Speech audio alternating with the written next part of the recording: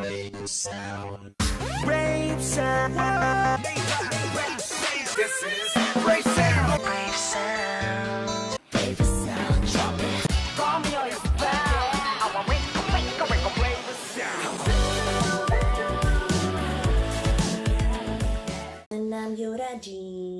He's still in the U-Kiss mood. Mama naughty.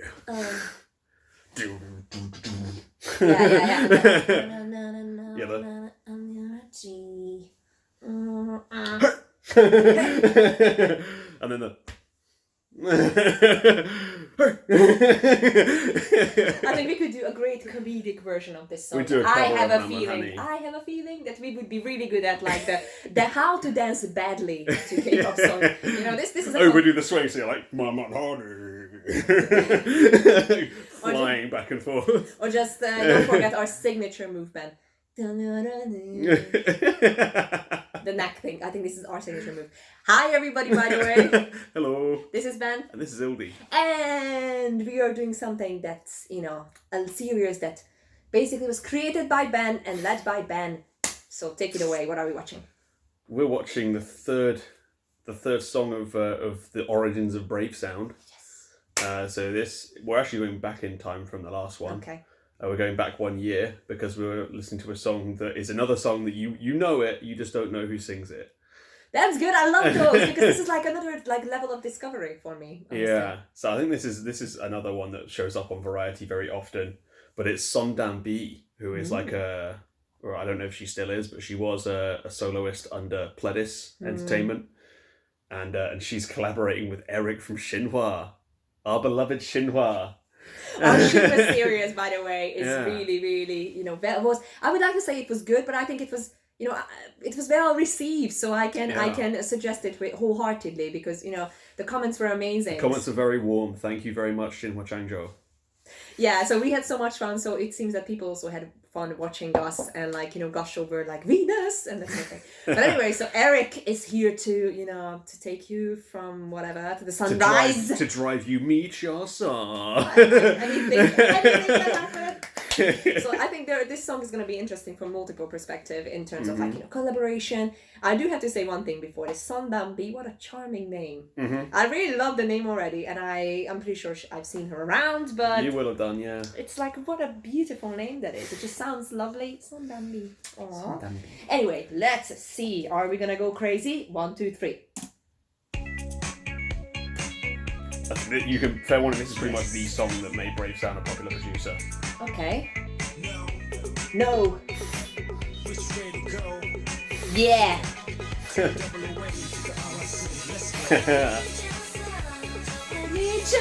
You know it. You know it. I do. Of course you know it.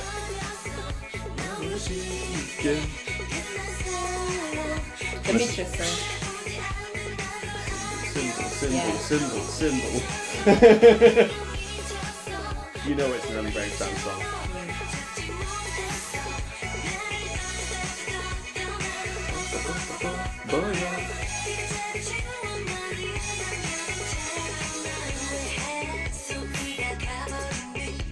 These weird ass frames. Wait, this is actually in the video? Yes, in the music video. Wow, okay. This is how they got America at the top, you know? Got it. He's driving her crazy. Okay. I didn't get that part. She's a drunken night. Oh yeah. Oh! And they're What an together. effect. What an effect. Gosh. Poor thing. Eric, what did you do? I mean, she's clearly very much suffering. Disturbed soul. I mean... It's like galloping beat as well. Yeah.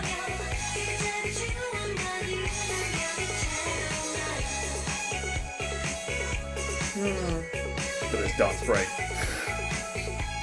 Oh yeah, cool. I mean, she has an amazing figure. I mean, what a lean, beautiful woman. Her performance is pretty killer as well. mean, it's just like, it's one of the, like, she looks like, you know, like, and just like a beautiful nymph almost. Like from the Greek mythology, she has a beautiful figure.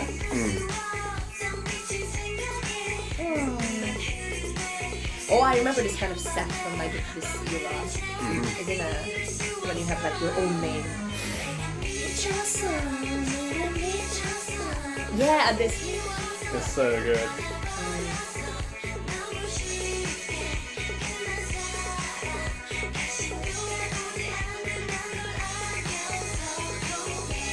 All the symbols still there. Again, it's like very repetitive, but but that part is just. It's good enough to carry the repetitiveness. I think that's what a lot of people criticize Brave Sound for. Hey, Eric.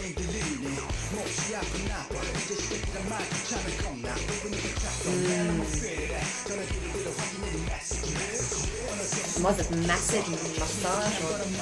Dude. Okay, well, it was written differently.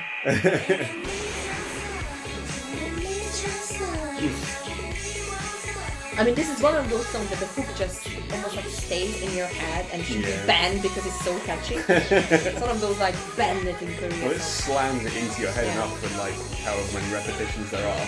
Very true. Why are there like a highlands or something? I do wonder that, to be honest. Because it should be like we are hearing the chorus for, I don't know, the 11th time already. Yeah.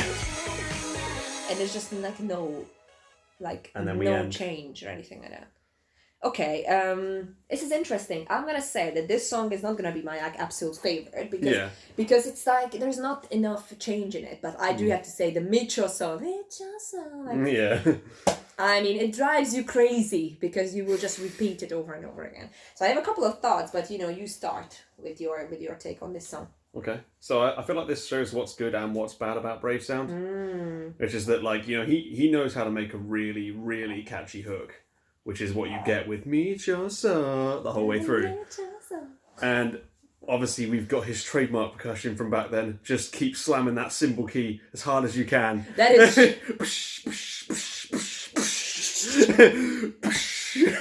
Forever.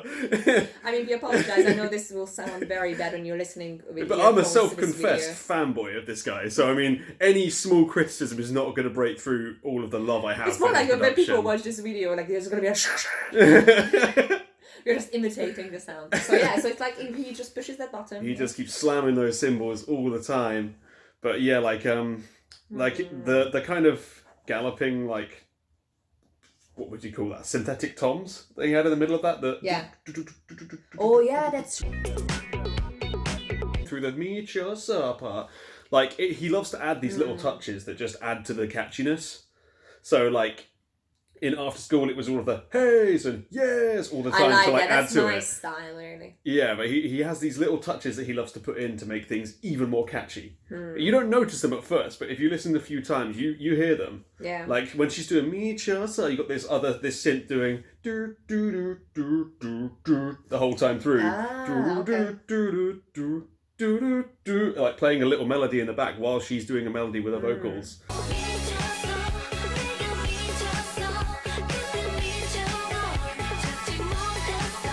Like, he really loves layering melodies over each other. And you'll find that more and more as we go further and further through. That he just layers these melodies and these heys and whoas all the time over each other. But, like, yeah, this is kind of like the simple distilled form of what Brave Sound does, I guess. I think that is very interesting because, like... I was thinking up of things. Like the first thing that I noticed, and this is like, slightly from the music, but more like for the people who like the music video and that sort of thing. It's like, it's one of those era, like, and I think there was this one song that I often made fun of with my brother. It was a brilliant song, but we made fun of the music video because it kind of exemplifies that era of pop music, which seems very prevalent in, K-pop as well. When you have when you suffer, because you're going crazy from a breakup or like a, heartbreak or whatever, but you do it in style. Meaning you suffer in like, I don't know, 20 gold chains around your neck and some pearls. Like, you know, remember Leona Lewis's song? What was like Bleeding Love? Bleeding Love. And it was like, I remember watching it and we were just laughing with my brother, like, you know, when I have a heartbreak, this is not how you look. Oh, she had these like beautiful silks coming off of her arm and stuff. Like, and then she was like in a like some silverish gorgeous dress, beautiful makeup, and you're like, keep bleeding, keep bleeding, love. And like, I never seen such a beautiful breakup in my life. Like, this is not happening. It wasn't like the phase when you're like, I'm gonna show it to you. It was just the bleeding love heartbreak, and it's kind of like a similar concept of she's going crazy, but I've never seen somebody such composed. You've ever seen. Such composed breakup mood. She's she's definitely not breaking down in tears like some people would do. Me. There's no ugly cry happening there. No. Like when I had a horrible breakup, I just played Elvis Presley's Heartbreak Hotel on repeat for like a day, and like my brother came in like, Ildi, we heard this song before, and I'm like, since my baby left me, I got no place.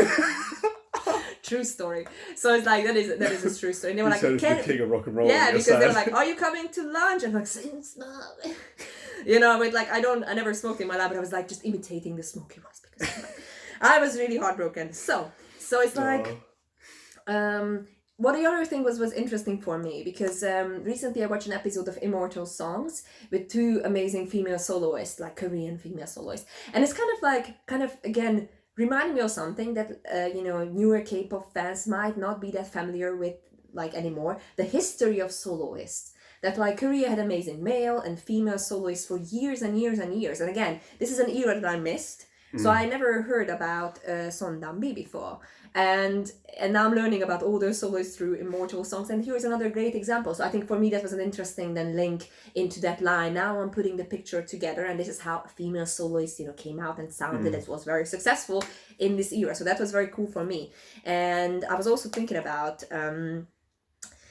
kind of the selection, how Brave Sounds selects the hook. Because we don't speak Korean, unfortunately, but we do watch a lot of stuff and pick up on a couple of things in the language. And he keeps selecting, lines that are just, they are already catchphrases on their own. So it's like, we had Yukis's song, which was Am I That Easy? Am I That Easy? Like it's like a catchphrase or like an often used word combination, or like the Mitch or so, like. You hear it every single time, like on every show that you watch or every, drama or whatever. I'm just like, oh, you're making me crazy. Oh, I'm going crazy. We have to do this challenge in this show or whatever. Oh, you're crazy. So it's like, you get what I mean? I mean, even somebody who doesn't speak the language already will remember and will know how to pronounce it. Yeah. Because if you've heard a K-pop song, you've heard some variation of Michigesa, Michasa, anything like that. Yeah, which I think is a very clever way of selecting the hook, because he selects a melody that just sticks in your head with a word that's already in your head. Mm-hmm. You get what I mean? Yeah, it's funny because if I was going to show you like him producing an awesome song for Son Dam-bi, I would have shown you Saturday Night instead, because that song is like way more like interesting, I feel like, than Crazy, but this was so much more popular and kind of set what he was going to sound like. Yeah, I think this is I felt like I had to show you this instead. You'd see more of Son Dam-bi in the Saturday Night one as well, but I don't feel like it's as iconic as this song. It's a great song, but it's not been remembered as well. I mean, you probably wouldn't know that one. This is freaking iconic. Like, yeah. I didn't even hear her name before, and I knew the song. So amazing. I mean, like, looking forward to hear more iconic songs that Brave Sounds created. And this is the place to stay with, because we have episode 4 coming up. And we're moving on to the next stage in Brave Sounds' career, which I have titled The Come Up. So see you guys in that series, or like in that part of the series. Bye!